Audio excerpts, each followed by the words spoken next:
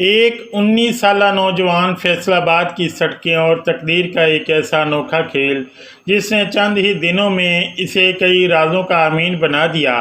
College की वो खूबसूरत अप्सरा जिसके पीछे भागते हुए वो किसी और ही गली में जा निकला, और सब्जी मंडी का वो सच जिसने एक मासूम लड़की का पर्दाफाश कर दिया। आखिर क्या हुआ जब किस्मत एक ही वक्त में इतनी मेहरबान हुई?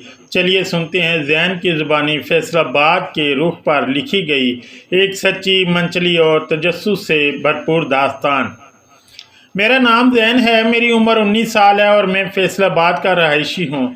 ये इन दिनों की बात है जब मेरा जिगरी यार हारिस मुल्तान गया हुआ था। मैं काफ़ी बोर रहता था। सोचा दोबारा से कॉलेज जाना शुरू करते हैं। हमारा कॉलेज सरकारी कॉलेज था, वहाँ जाओ ना जाओ एक बराबर था। सोमवार के दिन कॉलेज के लिए तैयार हुआ, 2 घंटे पहले ही कॉलेज के लिए निकल पड़ा।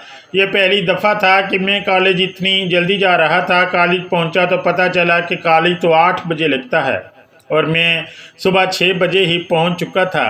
तो सोचा क्यों ना, साथ ही वज़ीर आज़म पार्क है और सुनने को मिलता है कि वहाँ बहुत सी हूर परियाँ अपनी हाज़िरी देती हैं वॉक और वर्जिश के लिए। तो हम भी निकल के पार्क की तरफ 5 मिनट में हम पार्क पहुंच गए। लेकिन पहला दिन पार्क का माहौल और कॉलेज यूनिफॉर्म में मैं बहुत अजीब लग रहा था। तो मैं एक साइड में जाकर एक खाली बेंच पर बैठ गया, वहां मोबाइल इस्तेमाल करते हुए। अभी 5 मिनट ही हुए थे कि 2-3 लोगों ने पूछ लिया कि आप कॉलेज छोड़कर बाहर बैठे हैं।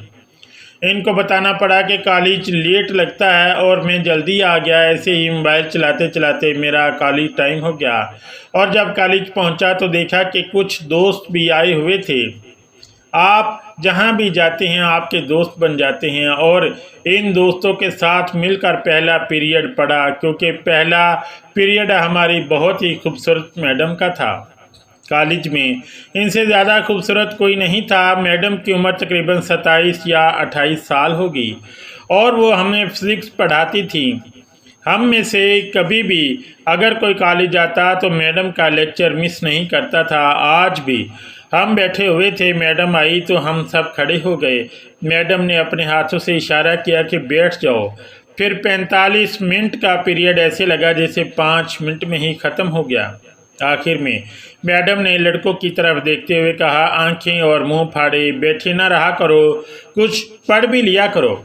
मैडम गुस्से में भी बहुत खूबसूरत लगती थी।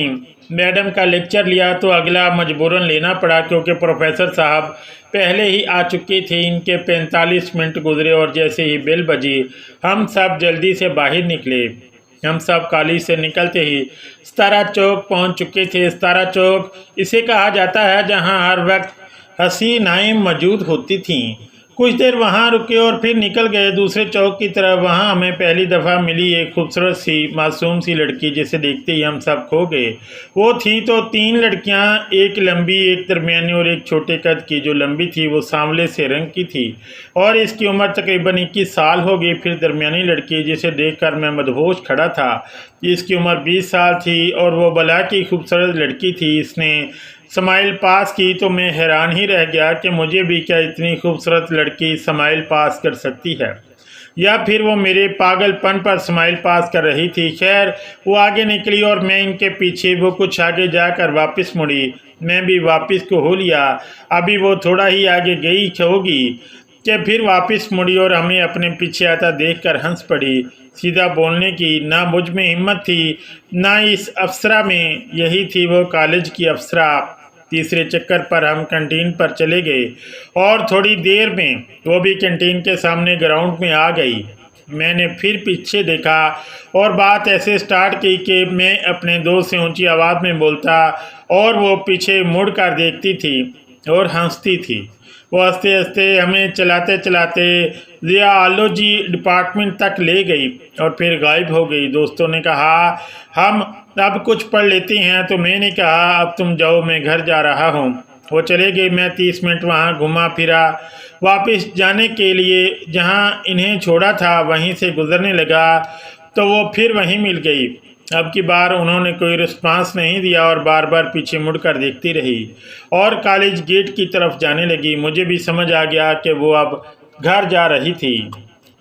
मैं भी भागा और अपनी बाइक निकाली और अपने बॉयज़ गेट से निकलकर इनके गेट के सामने खड़ा हुआ। फिर मुझे लगा कि कहीं वो निकल ना गई हो। मैंने कॉलेज के साथ वाली सड़क पर बाइक दौड़ाई मगर कुछ नहीं मिला। फिर दूसरी साइड बाइक दौड़ाई मगर इधर भी कुछ नहीं था। आखिर उम्मीद के साथ कॉलेज गेट पर पहुंचा तो मास्क पहने एक लड़की रिक्शे में बैठी थी और वो रिक्शा मेरे सामने से निकला और वो लड़की काफ़ी फटी आंखों से मुझे देख रही थी। मैंने बाइक मोड़ी और रिक्शे से थोड़े से फासले पर भगा दी। वो अगले चौक पर पहुंच गई और दाएं साइड एक सड़क पर चढ़ गई। मैं इनके पीछे पीछे था। खुशकिस्मती से उन्होंने मेरे एक पुराने दोस्त हारिस के घर की तरफ रिक्शा मोड़ा। मैंने भी इनको क्रॉस करते हुए 2-3 गलियां मोड़कर अपने दोस्त के घर के पास पहुंच गया। मुझे लगा तो सही कि वो पीछे से ही किसी और गली में ना चली जाए, मगर आज मैं भी हैरान था कि किस्मत इतना साथ दे रही है। 3-4 दफ़ा इत्तेफाकन कॉलेज में मिलवाया, अब घर तक पहुंचा रही है। फिर मैंने दोस्त के घर का दरवाज़ा बजाया। दोस्त के वालिद साहब निकले। मैंने पूछा कि कहाँ है हारिस, तो उन्होंने बताया कि वो गाँव गया हुआ है। इतनी देर में रिक्शा इसी गली में दाखिल हुआ और अब तो इसकी आंखें देखने वाली थी। वो बिल्कुल हैरान थी। पूरा रास्ता इसने पीछे मुड़ कर नहीं देखा था, लेकिन अब अचानक मुझे वहां देखकर हैरान थी। मैं भी अब ज़्यादा आगे जाना मुनासिब नहीं समझा। वहीं से वापस घर को चल दिया। सोचा कि अब कल ही देखते हैं क्या जवाब मिलता है। अफसरा का रिक्शा आगे निकलने के बाद मैं घर की तरफ चल दिया। इस रास्ते में एक मंडी थी। मुझे ख्याल आया क्यों ना आज अपनी मर्ज़ी की कोई सब्ज़ी घर ले जाऊं। सब्ज़ी मंडी दाखिल हुआ, बाइक साइड पर लगाई और सब्ज़ी देखने लगा। थोड़ी देर बाद मैंने सब्ज़ी ली और बाइक निकाल कर घर की तरफ भगा दी और रास्ते में आहिस्ता आहिस्ता मज़ा करता हुआ घर पहुंचा। घर जाकर सब्ज़ी एक साइड पर रखी और चुप करके सो गया। मैं 1 घंटा भी बड़ी मुश्किल से सोया होऊंगा कि अलार्म बज गया। मैं फ़ौरन उठा नहाया और बच्चों को पढ़ाने निकल गया। शाम को फारिग हुआ और फिर सोचने बैठ गया कि आज अचानक मेरे साथ क्या हो गया। किस्मत इतनी मेहरबान हो गई और ऐसे ऐसे काम मेरे साथ आज हो गए जो मैंने सोचा भी नहीं था, क्योंकि मुझ में किसी को देखने की कभी इतनी हिम्मत ही नहीं हुई थी। अगर कोई लड़की देख लेती तो मैं फ़ौरन आंखें नीचे कर लेता था। मैंने अपने जिगरी दोस्त को फ़ोन किया और इसे मुकम्मल कहानी तफसील से बताई। मुझे बात करते करते तकरीबन 1 घंटा हो गया। इसे बस करने का कहा और फ़ोन काट दिया और फिर सोचने लगा कि सुबह कॉलेज वाली अफसरा क्या कहेगी कि मैं इसके घर तक पहुंच गया। कहीं मुझे ही कोई खड़ी खड़ी ना सुना दे। लेकिन वो थी मनमौजी। इसे तो इल्म ही नहीं था कि आज क्या हुआ है और मैं इसे समझते हुए किसी और लड़की के पीछे कहाँ तक पहुँच गया। अगली सुबह जब आँख खुली तो मैं फिर 6 बजे से पहले ही उठ चुका था। मुझे कॉलेज की अफसरा की याद आई तो मैं फ़ौरन कॉलेज के लिए तैयार होना शुरू कर दिया और तैयार होकर कॉलेज के लिए निकल पड़ा। रास्तों में रिक्शों को देखते देखते मज़े करते मैं कॉलेज जाने के बजाय डायरेक्ट पार्क पहुंच गया और पार्क में अंदर दाखिल होते ही सामने एक ग्राउंड है। बस वहां देखा, वहां कई आंटियां और कई लड़कियां बैठी थीं। मैंने इन सब को देखा। सब एक से बढ़कर एक थीं, हुस्न की परियां। अभी इनसे नज़र हटाकर ट्रैक पर देखा तो सामने भी कई फूल ट्रैक पर वाक कर रहे थे, मगर ज़्यादातर फूलों के साथ कांटे मर्द भी मौजूद थे।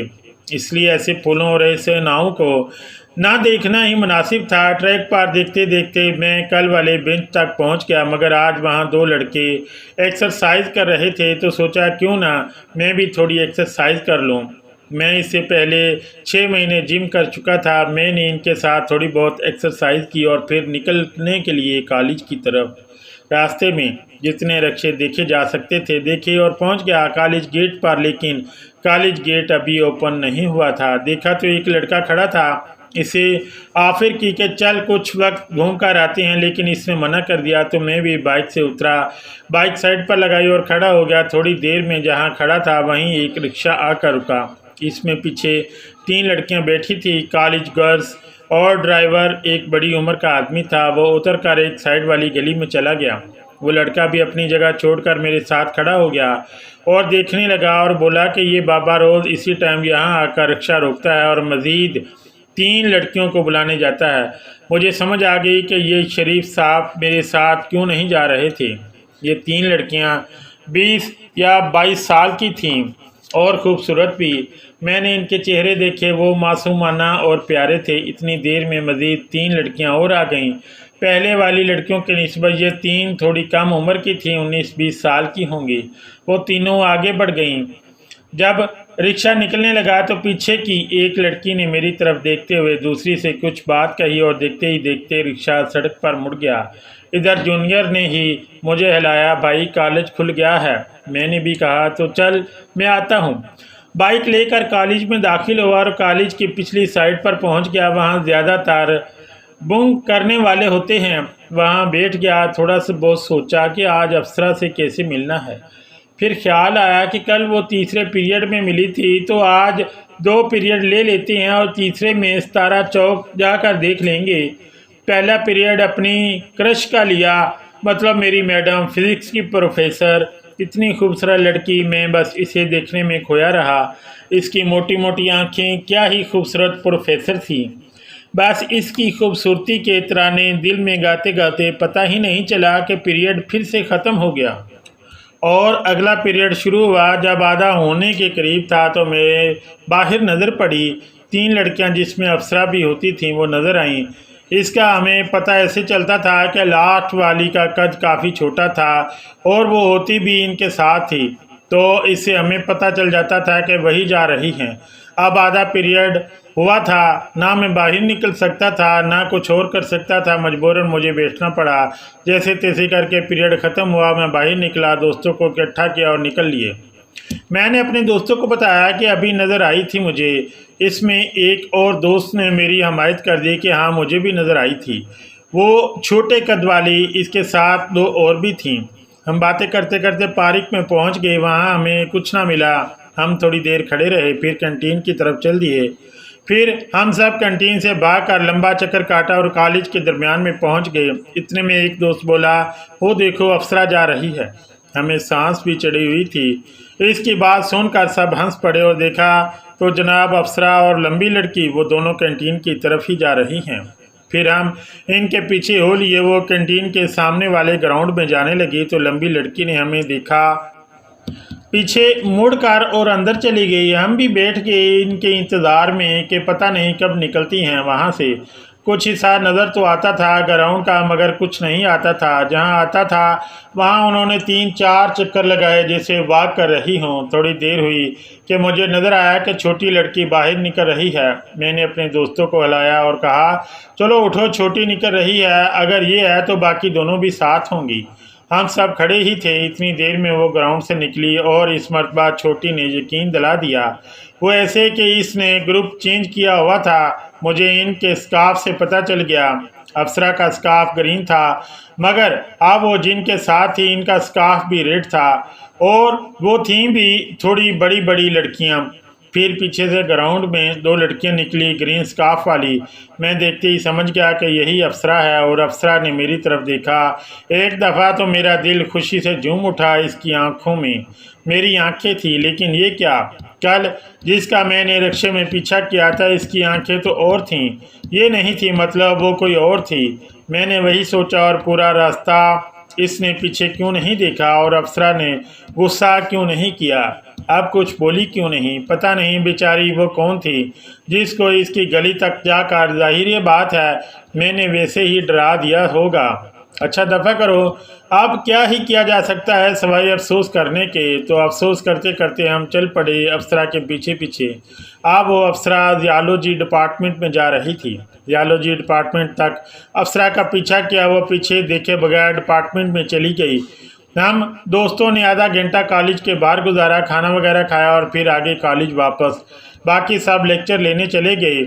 मैं और मेरा एक दोस्त रह गए। थोड़ी देर वेट किया जियोलॉजी डिपार्टमेंट के पास, तो वो आ गई जिसका इंतज़ार था। अब फिर वो गेट की तरफ जाने लगी और फिर से पीछे मुड़ मुड़ कर देख रही थी। मैंने दोस्त को कहा कि यार मैं बाइक निकाल रहा हूँ, तू नज़र रख। मैंने बाइक निकाली और हम बाहर निकल गए, लेकिन वो नहीं निकली। काफ़ी देर इंतज़ार किया, कुछ हसीनाएँ देखीं, मगर वो नहीं निकली। हम थक कर अंदर गए तो देखा वो गेट की तरफ नहीं दूसरी तरफ से आ रही थी। मतलब उन्होंने हमें बेवकूफ़ बनाया हुआ था। हम थे ही बेवकूफ़। फिर हम इनके पास से गुजरे और बिना देखे आगे चले गए। एक चक्कर काटा कॉलेज में और बाहर निकल गए। गर्ल्स गेट के पास एक दही बल्ले वाला खड़ा था। सोचा खाते भी हैं और देखते भी हैं। तकरीबन हमें बैठे 10 मिनट हुए होंगे कि कॉलेज से एक रिक्शा निकला जिसमें 2 लड़कियां थीं, ग्रीन स्कार्फ वाली। इन दोनों ने हंसकर एक दूसरे के हाथ पर हाथ मारा। मैंने दोस्त को कहा, ये वही है? तो दोस्त ने कहा, नहीं, ये वो नहीं है। मैंने कहा, आखिर तो इतने कॉन्फिडेंस से कैसे कह रहा है कि ये वो नहीं है? तो दोस्त ने कहा, यार असल में जो लंबे वाली लड़की थी ना, वो सांवली सी लड़की, यार वो मुझे बड़ी पसंद है, इसलिए मैं इसको नहीं भूल सकता। मैंने कहा, वाह भाई वाह, क्या मजनू साहब हैं, ये पहले क्यों नहीं बताया? अच्छा मजनू साहब जो भी है ना, लेकिन दरमियानी लड़की वही थी।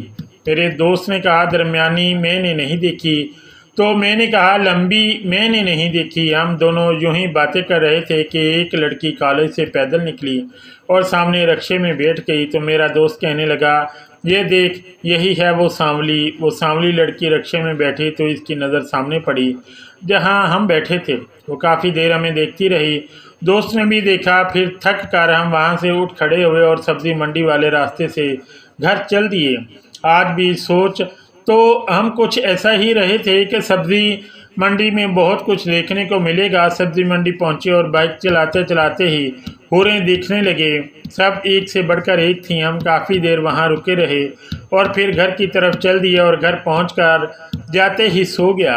अगले दिन मैं कॉलेज पहुंच गया और आज मैं पूरे टाइम पर ही गया था। कॉलेज में भी 2-4 लेक्चर लिए और बाहर निकल आया।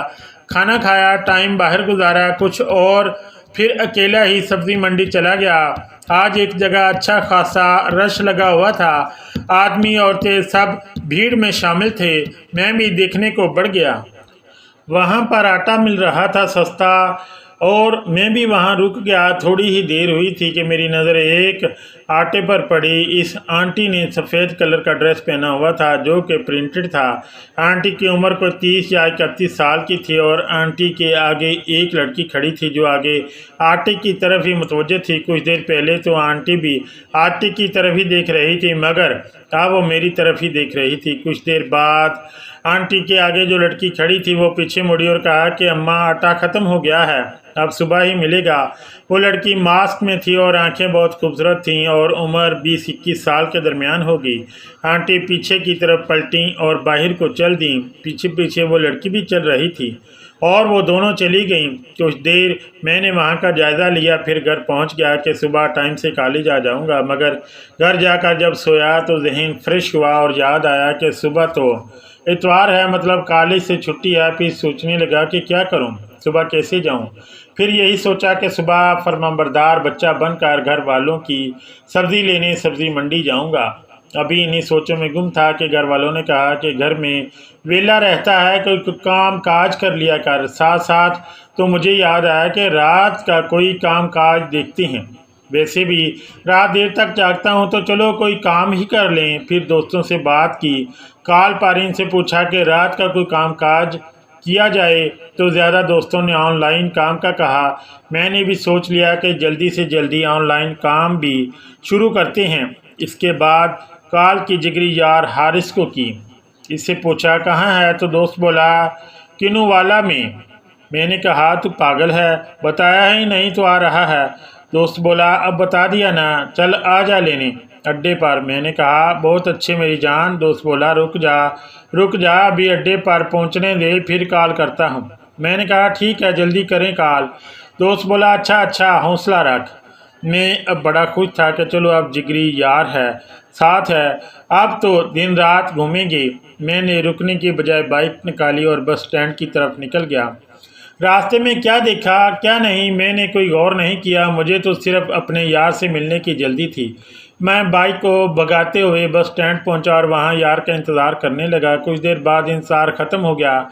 मेरे जिगरी यार ने कॉल की। मैंने कहा कहाँ है? यार बोला बस ने पीछे स्टॉप पर उतार दिया, अड्डे पर नहीं गया। मैंने कहा मैं यार अड्डे पर पहुंचा हुआ था। कोई नहीं, तू 2 मिनट सब्र कर, मैं आया बस। फिर लटके हुए मुंह के साथ बाइक निकाली और लास्ट स्टॉप पर पहुंचा। इसे देखते ही सारी परेशानियां दूर हो गई। इसे गले लगाया और तकरीबन 1-2 मिनट गले ही लगे रहे।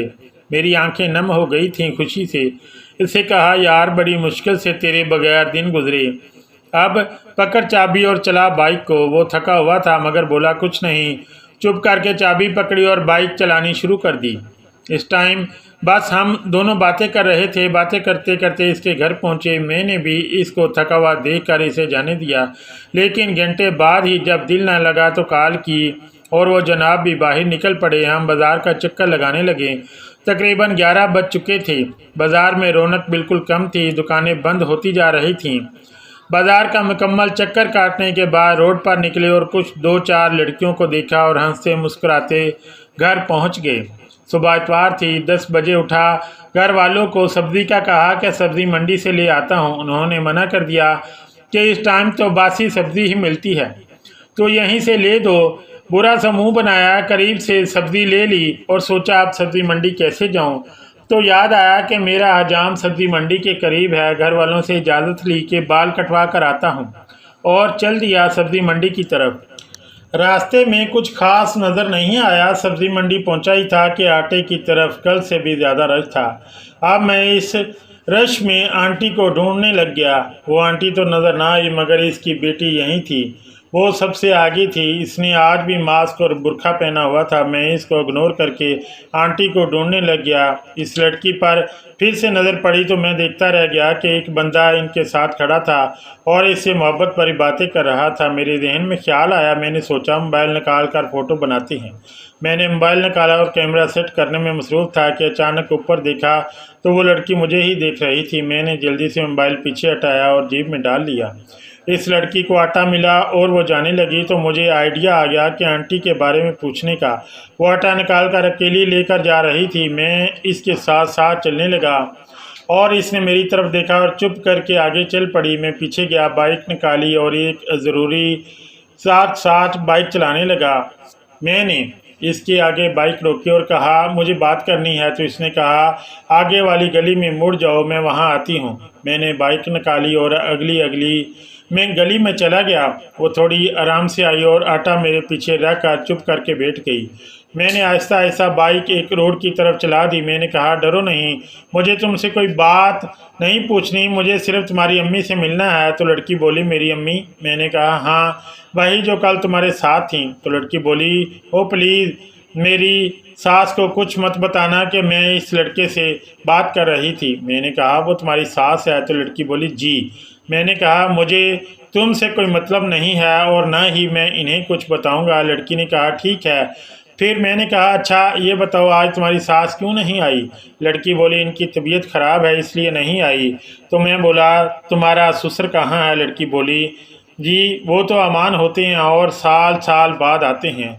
फिर मैंने कहा, और तुम्हारा शोहर कहाँ होता है? वो लड़की बोली, वो जी कराची होते हैं और वहाँ काम करते हैं। अच्छा, अब मेहरबानी करें, आपने जैसे जैसे पूछा मैंने सब सच सच बता दिया। अब मुझे जाने दें, मुझे लेट हो रही है। मैंने कहा, अच्छा बताओ तुम्हारा घर कहाँ है, मैं तुम्हें छोड़ देता हूँ। तो लड़की बोली, जिस गली से मैं आपके साथ बैठी हूँ इससे आगे तीसरी गली में मेरा घर है। आप मुझे मेहरबानी करके बस इसी गली में छोड़ दें। फिर मैंने कहा, चुप करके बैठो और अपना घर दिखाओ मुझे, मैं तुम्हें वहाँ छोड़ कर आता हूँ। वो मुझे घर का रास्ता बताने लगी और मैं इसको इसके घर के बाहर छोड़कर आ गया और इसे कह दिया कि कोई भी अगर मेरा पूछे तो बता देना कि मैं तुम्हारी सास का भांजा हूँ, और अगर सास पूछे तो इसे बताना कि कल सब्ज़ी मंडी में मिला था और कल तुम्हारे घर चक्कर लगाऊंगा। ये लड़की परेशान खड़ी थी कि क्या वाकई ये मेरी सास का भांजा है, मगर मैं इसे इन्हीं सोचों में छोड़कर वहाँ से निकल आया। इस प्यारी लड़की को छोड़कर निकला और अपने हजाम के पास पहुंच गया। हजाम को कहा कि यार कटिंग वगैरह ही कर दे। काफ़ी अरसे से एक ही हजाम से बाल बनवा रहा था तो वो तकरीबन दोस्त जैसा ट्रीट करता था। हजाम कहने लगा, आज कैसे आना हो गया? मैंने कहा, यार वो सब्ज़ी लेनी थी तो आ गया। तो हजाम बोला, तो ली नहीं, जाते हुए ले लूँगा। मैंने कहा, यार अभी तो साफ़ भी नहीं मिली, सोच रहा हूँ बस कटिंग करवा कर चला जाऊँ, फिर कभी ले लूँगा। फिर कुछ देर में मेरी कटिंग हो गई और मैं वहाँ से निकल गया और रास्ते में मुझे एक लड़की नज़र आई रिक्शे पर। वो अकेली पीछे को बैठी हुई थी। मैं भी इस रिक्शे के पीछे चल रहा था। वो लड़की कभी नीचे देखती कभी मुझे देखती और इतने में रिक्शा मुड़ गया और मैं सुकून से घर पहुंच गया। तकरीबन 1 बज रहा था। मैंने नहाया, खाना खाया और सो गया और मेरी आंख शाम में खुली। मुंह हाथ धोया और जिगरी दोस्त की तरफ निकल गया। वहाँ वो अपने ऑफिस में कुछ मसरूफ़ बैठा था। मैं चुप करके बैठा सोचों में गुम था। अचानक मुझे याद आया कि घर वालों ने कोई काम ढूंढने का भी जिम्मा लगाया था, तो मैंने दोस्तों को मैसेज करने का स्टार्ट कर दिए, यार कोई अच्छा सा रात का ऑनलाइन काम ही बता दो। एक दोस्त ने कहा कि कॉल सेंटर कर ले। मुझे इसका आइडिया पसंद आया तो इसे कहा, चल चलते हैं जहाँ तू कह रहा है। इसने कहा, ले मैं तो अपने राब्ते वाली जगह पर जाऊँगा, लेकिन इंटरव्यू खुद पास करना पड़ेगा। दोस्त ने कहा, यार तू कल की तैयारी रख। तो मैंने कहा, कल क्यों, आज ही चलते हैं। मेरा दोस्त बोला, ओ भाई इनको भी आराम करने दे, कॉल सेंटर से हफ्ता इतवार को छुट्टी होती है। तो मैंने कहा, अच्छा यार लड़कियां तो नहीं होती ना। फिर मेरे दोस्त ने कहा, हाँ लड़कियां होती हैं मगर अलग कमरे में होती हैं। हाँ किचन में और बाहर आमना सामना हो जाता है। दोस्त से बात ख़त्म की तो इधर जिगरी यार हारिस भी फ्री हो गया।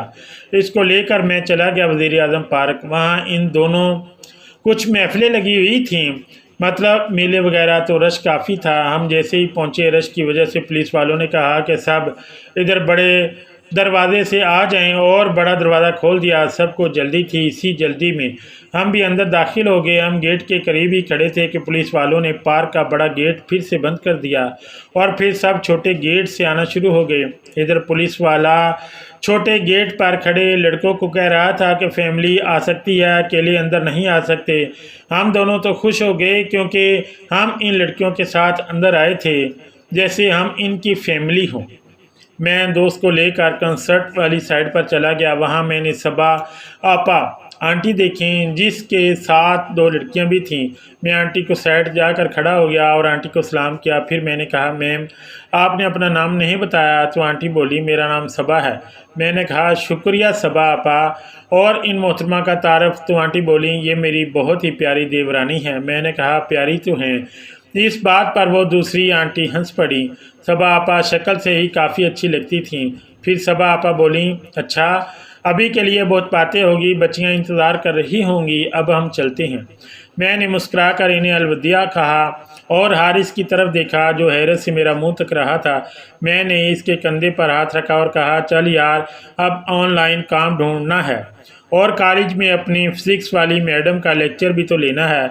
हम दोनों हंसते हुए पार्क से बाहर निकले और फैसलाबाद की रोशन सड़कों पर बाइक दौड़ाते हुए मुझे लगा कि ज़िंदगी कितनी खूबसूरत और महमजोई से भरपूर हो गई है। दोस्तों, ये थी ज़ैन की फैसलाबाद के चौकों, पार्कों और गलियों में घूमी हुई एक यादगार दास्तान। इस कहानी से हमें यह सीखने को मिलता है कि ज़िंदगी हमेशा गैर मुतवक्के होती है। कभी कभी जिस रास्ते पर हम किसी और की तलाश में निकलते हैं, किस्मत हमें किसी बिल्कुल ही अनजान मोड़ पर खड़ा कर देती है। अगर आपको ज़ैन की ये दिलचस्प कहानी पसंद आई हो तो वीडियो को लाइक करें, अपने दोस्तों के साथ शेयर करें और ऐसे ही मज़ीद किस्से सुनने के लिए चैनल को सब्सक्राइब करना ना भूलें। शुक्रिया। अल्लाह हाफिज़।